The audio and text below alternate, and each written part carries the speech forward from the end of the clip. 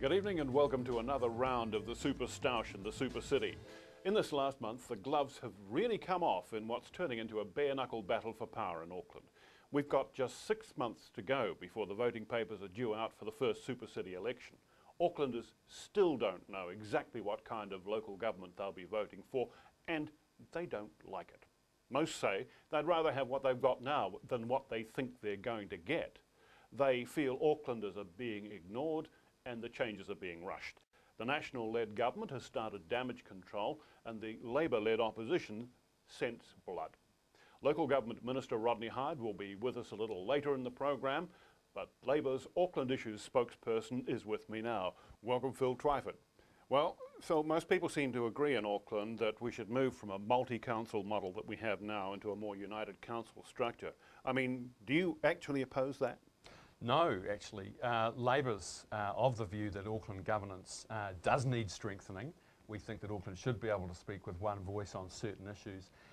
We set up the Royal Commission, and actually we believe that most of what the Royal Commission came up with was pretty good. Well, let's tackle the second issue, speed. Do you agree that if you're going to make changes in local government, you actually have to do it under pressure and speed, because otherwise nothing happens? No, I think that the government has, they've taken a leaf out of Roger Douglas's old book. And well, I was going to say, you guys invented this game. You did the last big local government reorganisation in Auckland, and I think Michael Bassett and Roger Douglas would both say nothing would happen if it wasn't pushed. Yeah, look, this blitzkrieg approach is really, it makes a mockery of democracy, and the fact that the government has rammed these changes through with such haste and with such poor consultation, that's the reason why the wheels are turning, the wheels are falling off now, and that Aucklanders are so disenchanted. Okay, give me the key changes that you would make to this plan. What are the key changes? Yeah, if Labour was in government now and we were doing it now, we would make first a much more democratic system for representation. We would be looking at probably up to 30 councillors for a city of 1.4 million people. You need that. We would have single member wards, which we believe would guarantee fair representation right across the city, much better than the system we have now. We would guarantee the powers of local boards by enshrining in legislation exactly what local boards should be able to do. At the moment, the boards that the government are talking about are essentially paper tigers. Okay, but you know, you've objected to the fact that local boards can't make local bylaws. But isn't that exactly why we got a dog's breakfast now? And you want to give 21 local boards the power to make local bylaws. They'd all be different. No, you go from one boundary to another, and it's another environment. No, I think the key thing, David, the key thing here is that if you're going to centralise regional powers like transport, control of water, planning and infrastructure in a regional super council, which most people agree is something that Auckland needs, you must counterbalance that by giving local communities the right to have a say about what goes on in their neighbourhoods and their communities. Now, that is exactly what the Royal Commission said, but this government's gone in the opposite direction. They're centralising almost total power in the Auckland Super Council, and there'll be very little left at community level. Counter-argument to that, though, is central government would be determining what powers the local boards would or wouldn't have. If you say it's going to be put in the statute, you've got central government making a determination about local democracy. But David, now, come on, someone has to write the rules, someone's got to put the goalposts where they are. I believe that there has to be a proper balance of power between the local communities and the central. If you don't, what you're effectively doing is you're throwing all power into the hands of a majority on a 20-member council. 11 people on the Auckland Council could control a city of 1.4 million people. Tell me where else in New Zealand councils have not delegated any regulatory function to their local community boards. Well, tell me one place where actually that doesn't happen. Not central government, but the council. Well, actually, that's precisely my point. There are very few examples, actually, of where councils have willingly delegated real decision-making power down to the local level. That's why we think the legislation should actually enshrine in law the powers of the decision-making powers of the local boards. These local boards won't even be able to paint a yellow line down the side of the road. Yeah, I know. They can't pass a bylaw.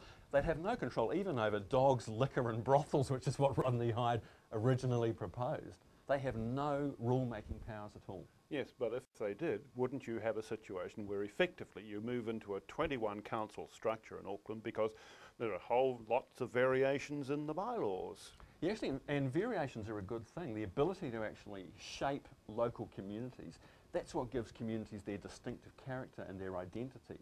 Now, in the interests of efficiency and making everything run smoothly, if you're going to take away all the local decision-making power of local communities, which is what this legislation does, then everywhere's going to look the same, and local people will have no real power. Okay, let's move to the other issue, the council-controlled organisations. Why are you so worried about these council-controlled organisations? Auckland's got 34 of them already.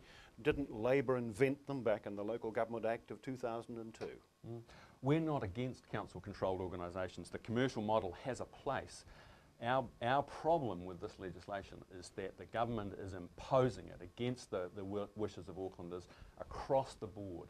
They're handing over 75% of council operations and assets to effectively hand-picked appointees who will be able to conduct the business of local government behind a veil of commercial secrecy. Yeah, but what evidence do you have that it's against the wishes of Aucklanders?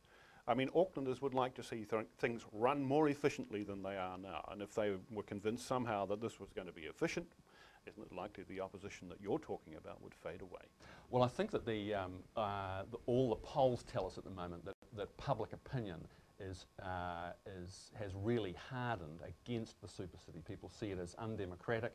You said yourself in your introduction that Aucklanders feel they've been ignored. A clear majority don't even want to be part of the super city, and this is after a year of Rodney Hyde's change management process.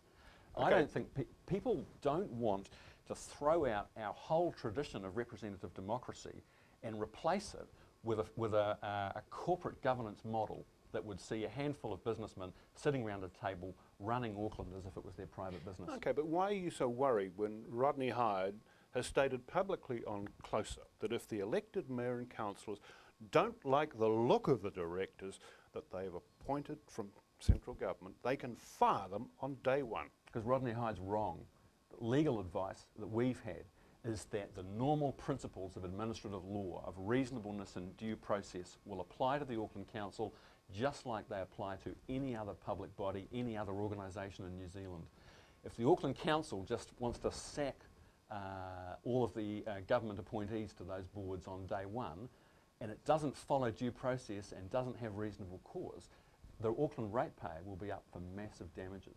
And Mr Hyde's being misleading when he suggests otherwise. Yes, but I mean, would you want a situation where they didn't have to have just cause? They could just override all of those things and get rid of those people? No, but I want so you'd defend them having that protection? I want a situation where the people who are going to be running Auckland are going to be democratically elected and accountable to the people of Auckland.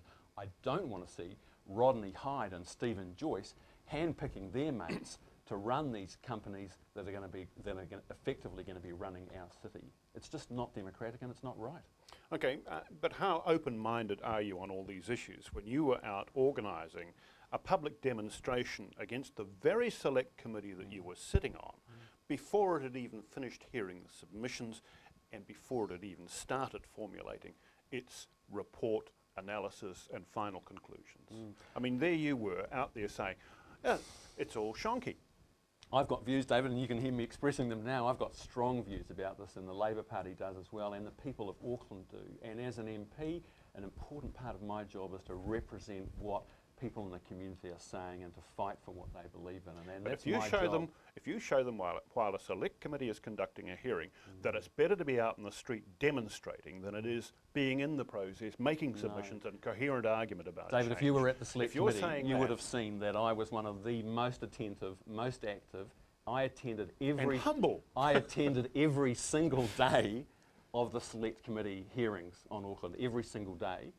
And I organised a protest rally during the lunch break on one of the final days because I believe that this government has ridden roughshod over the wishes of Aucklanders. It has made important decisions for instance, about Māori representation, even before select committee hearings were held, they are the ones who've politicised this process. And I believe that Aucklanders, as well as taking advantage of the select committee process, which is an important part of our democratic tradition, but the peaceful right to protest and free speech is also an important part. Okay, more important than that, the question is, what are you going to do about it all? If you were elected to govern at the next election, would you give an undertaking right now that you would conduct a referendum of the people of Auckland to see whether they wanted to retain or modify the super city model?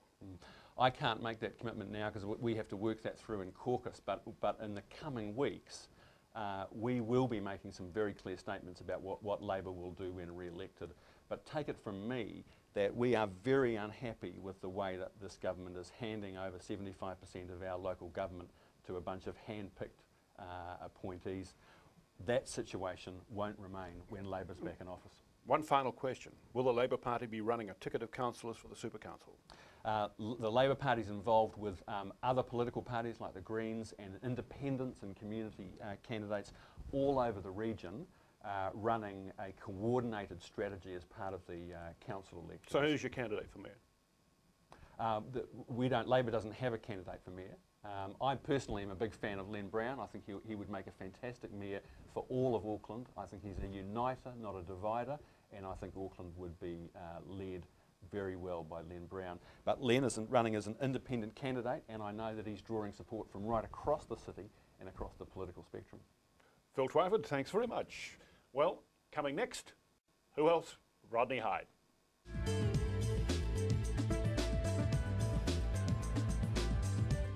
Well, ACT leader, MP for Epsom and local government minister Rodney Hyde seems unfazed by the heat that's rising over the super city issues. But can the same be said of his coalition colleagues? The Prime Minister is talking about tweaking the super city legislation before he's even got the formal report back from the select committees studying it. Transport Minister Stephen Joyce is promising consultation with Aucklanders before the government appoints the first directors for those council-controlled organisations. So where does that leave the minister who's running the largest local government reform in recent history? Rodney Hyde, welcome. Oh, it's good to be here. So what's going to be tweaked? Oh, well, we'll hear back from the Select Committee, and we're always of a view that we needed to listen to the people of Auckland. But if you're going to say something's going to be tweaked before you've even got the report back, you must have something in mind that you're going to tweak. No, what is it? We always knew that we would need some tweaking, and again, when we did the second bill, we changed it according to the input of Aucklanders, and there's no doubt in my mind that we're making changes to the bill as a result of the submissions. And you're still making changes to the second bill and the third bill? No. Yes, you are. There's some changes that affect sure. the second bill. Sure, but that'll be in the third bill. That's right. And we've always had a view that, you know, this was a genuine submission process, a genuine process of the Select Committee. And also too, we said at the time that we introduced the third bill that we'd gain more knowledge of things that were needed in the legislative sense as we go through the process. And well, you're certainly not short of advice, but can you tell me whether the council-controlled organisations as we know them will stand intact, whether the local boards as we see them now will stand as they are, whether asset sales provisions will be changed? I mean, you must have some idea about where the areas of revision might be. Yes, but I'm going to keep them very much to myself. Isn't a very transparent approach? Yes, it is. It's a very transparent process because the transparent process now is with the Select Committee. I'm waiting to hear back from the Select Committee, and then those discussions will take place with my ministerial colleagues. Well, let's turn now to something that you have said you're going to do. You've said you're going, and Stephen Joyce has agreed with you, you're going to consult with Aucklanders about the directors you're going to appoint to these CCOs that'll be up and running before the elected council get there. Who is it that you're going to consult? Oh, look, we'll be consulting the leaders and the community groups in Auckland. It's a big job to do to take over those CCOs and set them up and running.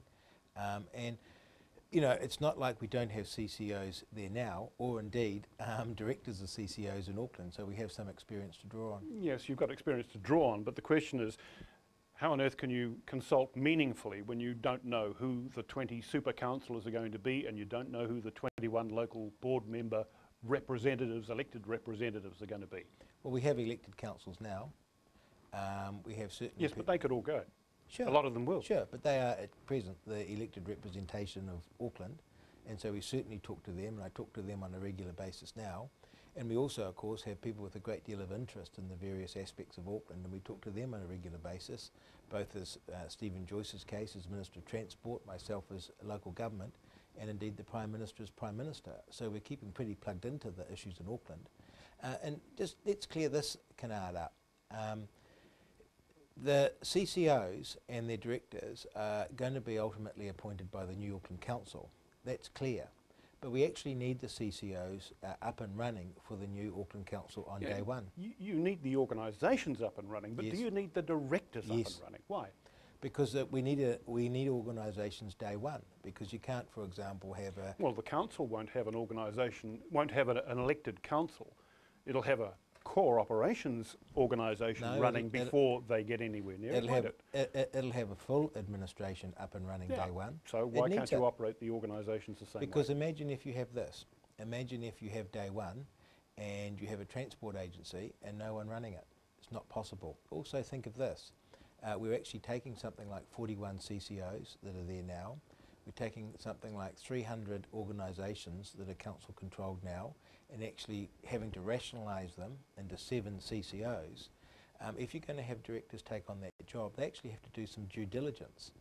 They can't just come along and say, oh yeah, let's take it over. So we've got to get the balance sheets into shape. We've actually got a great deal of work to do to get those CCOs up and running, and that actually needs people in place. In fact, ideally, if you're doing it, you have them in place now.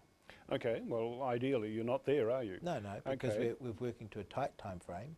And also too, we're balancing this, David. We're balancing the need to get an organisation up and running day one. So that requires Cabinet to make some decisions.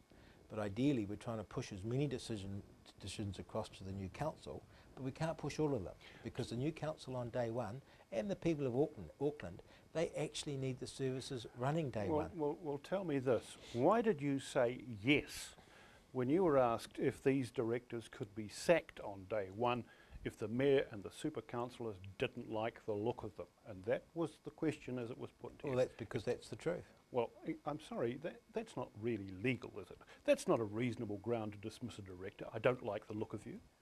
Surely you've got to have just cause. No, you don't. Because they'll be set up, we're thinking, and we're still looking at the legal implications of this, but if you went on and look at that answer that I gave, I said the expectation is that they'll be under the Companies Act, and so the council will be the sole shareholder.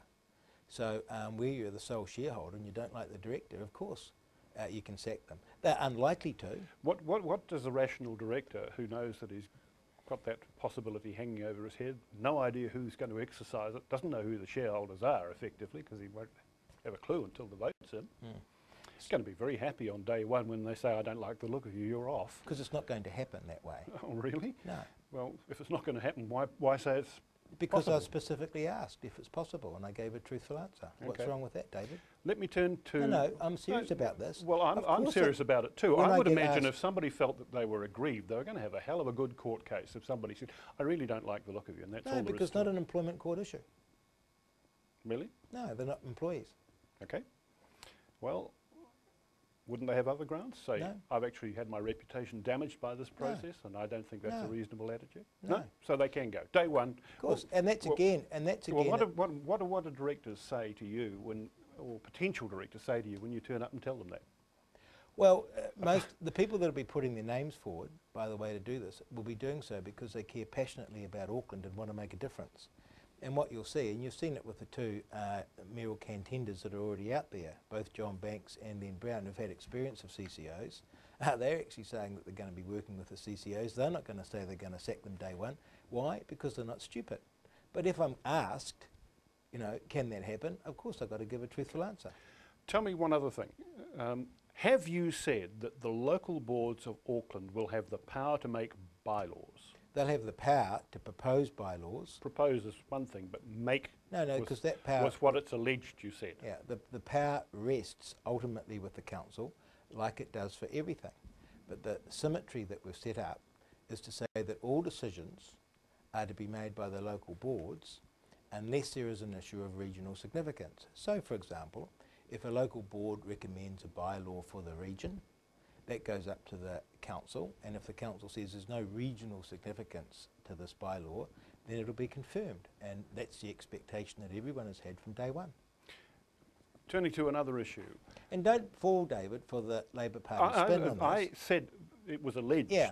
And I mean, didn't say you necessarily, because I don't know what you said. Yeah, the Labor Party is sort of trying to chip away on this, but let's concentrate too on the big picture of what's being achieved here. Okay, well, turning to the big picture, could your super city legislation pass the tests that you've got in your own regulatory responsibility bill? Yes. Well, would you like to show me where is the proof that the benefits will outweigh the costs? Because that's one of the tests that's got to pass. Sure, and the Royal Commission spent $4 million looking into that. Yes, but you've changed everything since then. No, I haven't. Changed a great deal. No. Oh, come on. What have I changed since the Royal Commission? How much would you like to be, how much time would you like us to spend on that? Because you've day. changed quite a substantial I've amount. got all day. The one change that we made was this. Well, two changes. The two big changes are these. Number one, we established the local boards. Yes. And the Royal Commission didn't recommend local boards. Funnily enough, when we sat down to discuss it with them, they said they didn't recommend local boards because they thought that the transition would be too difficult, but they saw the point that we're trying to make. And well, interestingly, let me finish, David, and let me finish. You're talking about the Royal Commission. It's very interesting. What have you done? You just admitted, having sort of said, well, where did I make the changes? You now specify. Well, precisely because there are changes. And I'm saying it's different to the Royal Commission. Sure, that's all I'm saying. Of course it's different.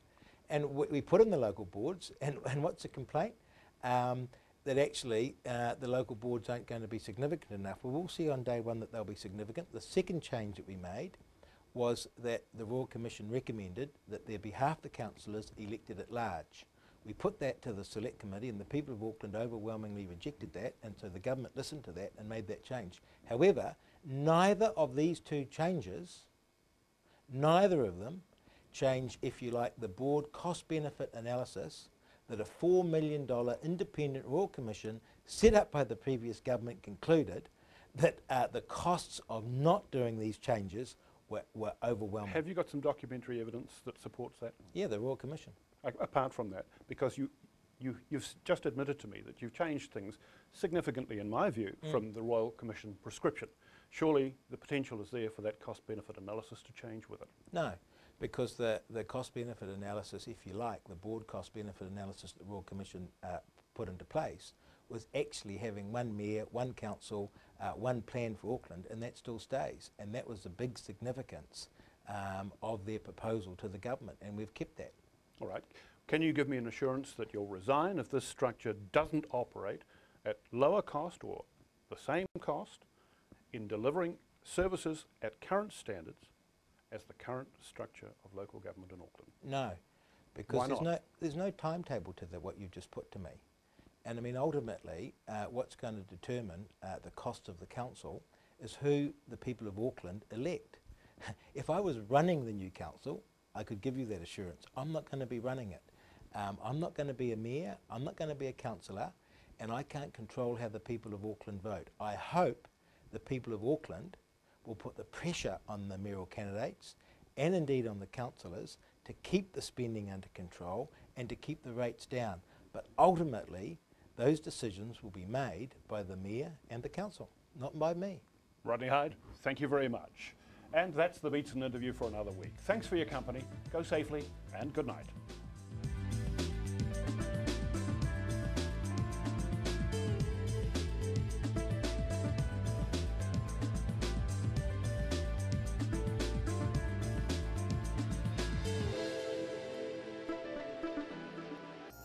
Supporting local content so you can see more of New Zealand on air.